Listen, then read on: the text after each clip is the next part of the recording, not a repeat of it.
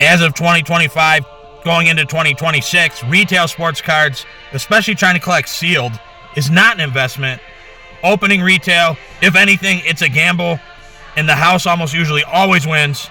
And here's why. Some of you aren't going to like this. I'm going to start by saying, if you're into retail sports cards with the idea that you're going to get rich off of it, make a ton of money, don't have that mindset, because you're probably not going to make any money. Usually when it comes to retail sports cards, especially if you're opening them, you're digging a hole. The odds are against you. So anytime you go positive, you're taking 2 steps forward, but you're already 20 steps back. The way to approach retail sports cards is, buy a box every now and again for fun. Open it. Maybe you'll get extremely lucky. But don't make the mistake that a lot of people make starting out, where they buy everything they can, as much as they can, no matter what the set. Because a lot of the sets, they're not that great. They're not worth it.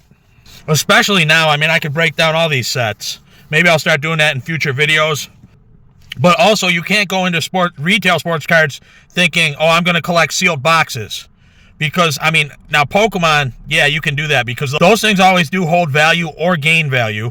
And there seems to always be, a market for that. But when it comes to sports cards, unless you have like a phenomenal person coming out of that draft class, like if you got a Mahomes, or 2018, you got Josh Allen, those boxes are worth a little bit more. 2020, and those boxes aren't even worth as much as you would think, for producing Joe Burrow, Jalen Hurts, who has a Super Bowl ring, Jordan Love, some success coming out of the 2020 draft class. And you look at like select 2020 blaster boxes, and they're about $75 in value. So, you would have had to hold them for 5 years now, and yeah, they're up. They're up like $50 or $55, but that's an exception to the rule. Look at all the other years. 2021, you can get Prism from 2021. You could probably find it for like $25. 2022, same deal. I think that was Kenny Pickett. You still got Brock Purdy. And a lot of these classes, they even have really good receivers, running backs coming out of these classes, James Cook, all these different people, and that does not increase the value of the box. Unless there's some phenomenal quarterback, the values of the boxes, sometimes they don't even hold. They actually go down. So don't get into sports cards thinking you're going to hold sealed boxes and make a ton of money off of it. Maybe a year will come and there'll be an exception.